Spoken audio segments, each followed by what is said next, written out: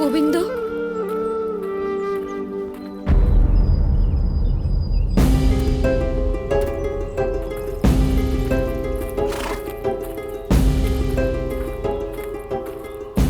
কি হয়েছে সখী? কোনো দুশ্চিন্তা? অঙ্গরাজ কর্ণ আমার অভিমন্যুকে প্রহার করেছে, আমার পুত্রকে আহত করেছে সে। গোবিন্দ, আমার প্রশ্নের উত্তর দিন।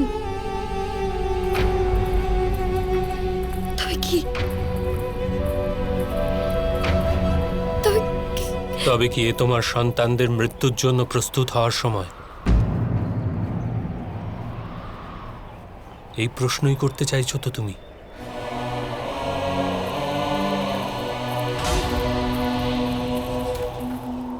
কোন সময় মৃত্যুর জন্য প্রস্তুত হওয়ার সময় নয় সখী। মৃত্যুর ক্ষণ নিশ্চিত থাকে না, কিন্তু মৃত্যু তো প্রতি ক্ষণেই নিশ্চিত থাকে।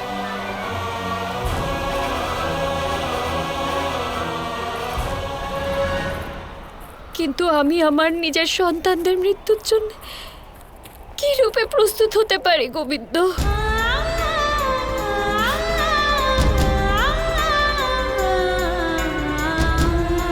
জানি আমার কর্তব্য, জানি এটা বলিদান দেওয়ার সময়,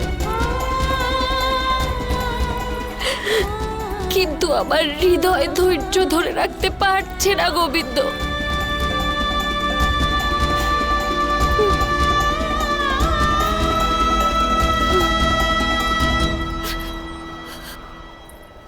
পিতামহ তো সরসজ্জাও সহ্য করছেন, কারণ ওনার মস্তকে আধান প্রদানের জন্য ওনার পৌত্রদের হস্ত ছিল।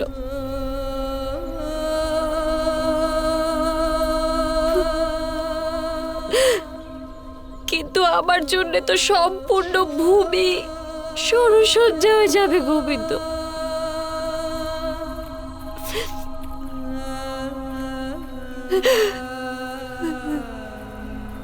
যখন আমার 6 সন্তানদের ধ্বনি শোনা যাবে না, তখন আমি এই সংসারের কোনো ধ্বনি শুনতে পাবো না। যখন আমার সন্তানদের নেত্র বন্ধ হয়ে যাবে, তখন এই সংসারের দর্শন করার মতো আমার কিচ্ছু থাকবে না গোবিন্দ, কিচ্ছু না।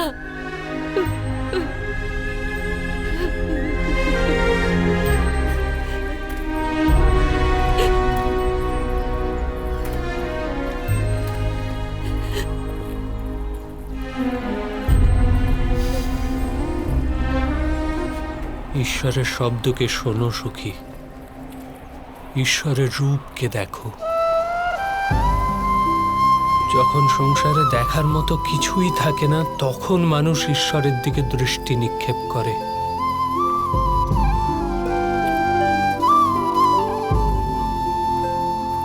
কালের গতিকে অস্বীকার করা যায় না সখী। কেবল ঈশ্বর অভিমুখে নিজের মনকে চালিত করা যায়।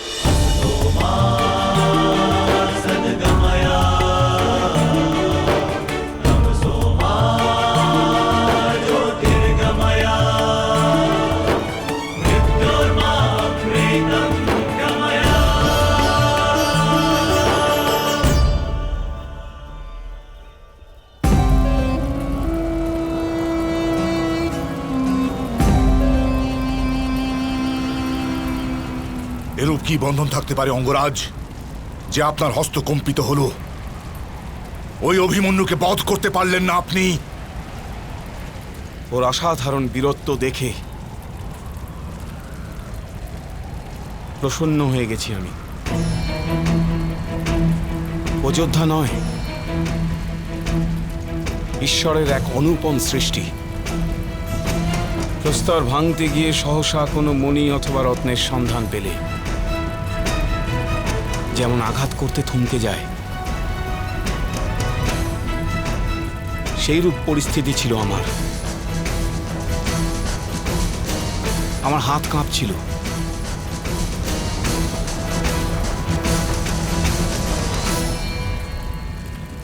আমাকে ক্ষমা করে দাও মিত্র। ক্ষমা? ক্ষমা করে দেব তোমাকে। ক্ষমা চাও আমার এই ভ্রাতাদের কাছে, যাদের প্রাণ আর যুদ্ধভূমিতে চলে গেছে। মিত্রকর্ণ, তুমি ভুলে গিয়েছিলে এটা যুদ্ধভূমি, প্রতিযোগিতার মঞ্চ নয়। মিত্রকর্ণ, তোমার কর্তব্য হলো আমাকে বিজয়ী করা। ধনুর্বিদ্যা আর যুদ্ধকলাতে প্রভেদ থাকে মিত্রকর্ণ। যুদ্ধ করার জন্যে হৃদয়ের কঠোরতা আবশ্যক হয়। এত সাহস নেই, কারো রক্তপাত করার জন্য প্রস্তুতি নেই। এক বালকের কলা দেখে প্রসন্ন হয়ে গেলে তুমি গীত বাদ্যে পারদর্শী গন্ধর্ব মনে করো?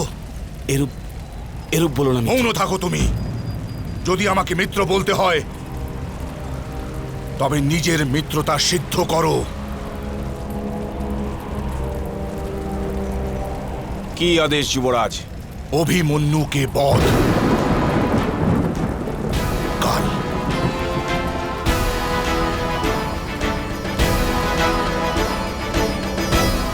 অসম্ভব।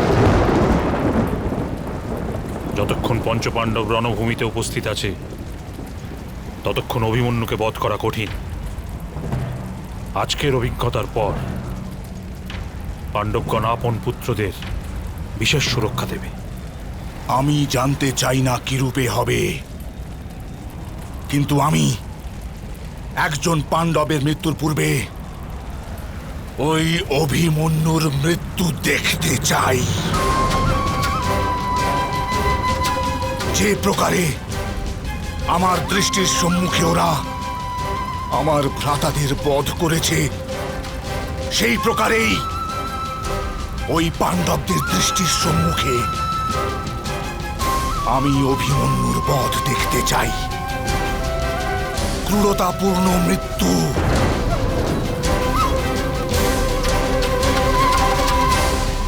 যতক্ষণ ওই অভিমন্যু ভূমির ওপর লুটিয়ে দয়া ভিক্ষা না করে, ততক্ষণ ওর মৃত্যু যেন না হয়।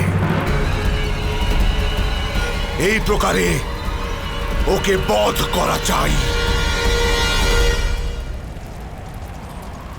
আপনি সেনাপতি গুরু দ্রোণ, এখানে ত্রিগর্তের রাজা সুশর্মা আছেন, মামাশ্রী শল্য আছেন, মিত্র কর্ণ, মিত্র অশ্বত্থামা, এত এত যোদ্ধা আছে যারা নিজেদের মহারথী বলে থাকেন। এদের মধ্যে কি কেউ আছে যে ওই বালক অভিমন্যুকে বধ করতে পারে? আছে কেউ?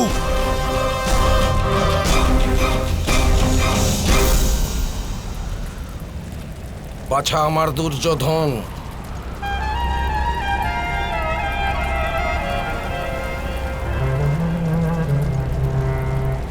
অভিমন্যুকে বধ করাবার জন্য যোদ্ধার নয়, পরিকল্পনা করা আবশ্যক।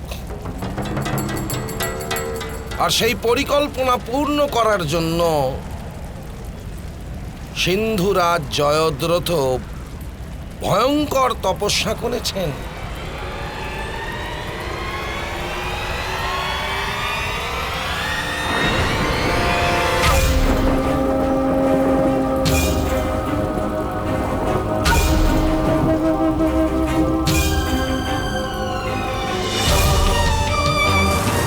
এই রূপদণ্ড দিন যেন কোন স্ত্রীর প্রতি কুদৃষ্টি প্রদানকারী পাষণ্ডের ভয় জন্মায়।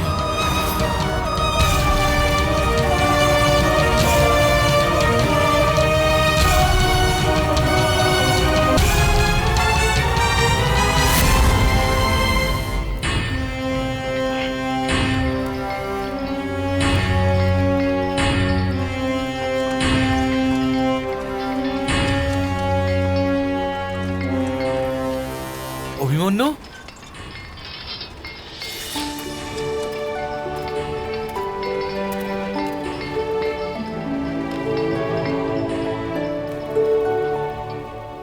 পুত্র, আমি শুনলাম কাল রণভূমিতে আশ্চর্য পরাক্রম দেখিয়েছ তুমি।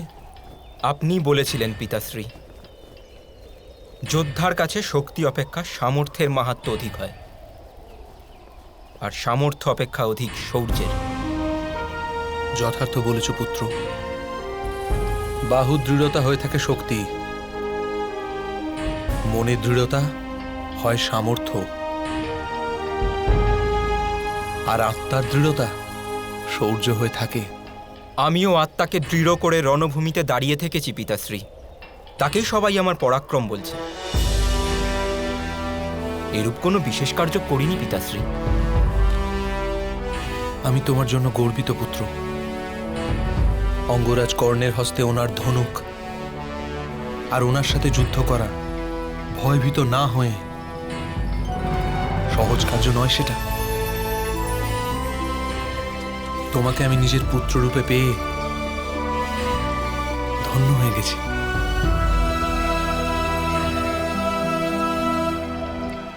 অঙ্গরাজ কর্ণ কি বাস্তবে এত মহান ধনুর্ধারী পিতাশ্রী?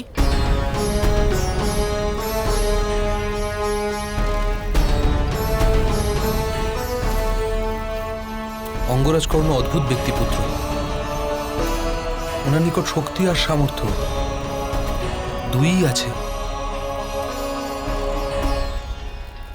যদি ওনার কাছে শৌর্যও থাকতো, তবে ওনাকে পরাজিত করা অসম্ভব হতো।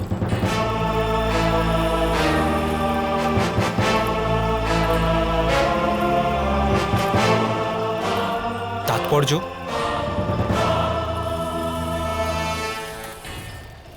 শক্তি আর সামর্থ্য দুই সর্বদাই প্রতিযোগিতা করে পুত্র, কিন্তু শৌর্য প্রতিযোগিতা করে না। এক শূরবীর যোদ্ধা কেবল নিজেকে উত্তম রূপে গড়ার প্রয়াস করতে পারে, কারোর কাছে নিজের শ্রেষ্ঠত্ব প্রমাণ করার প্রয়াস করে না।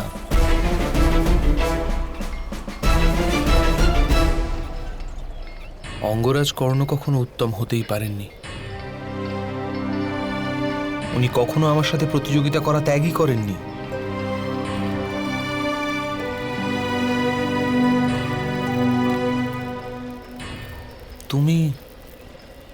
তুমি সর্বদা উত্তম হওয়ার প্রয়াস করো পুত্র। শ্রেষ্ঠত্ব স্বয়ং নিজেই প্রমাণ হয়ে যাবে, আর তোমার পরাজয়ও বিজয়ে পরিবর্তিত হবে।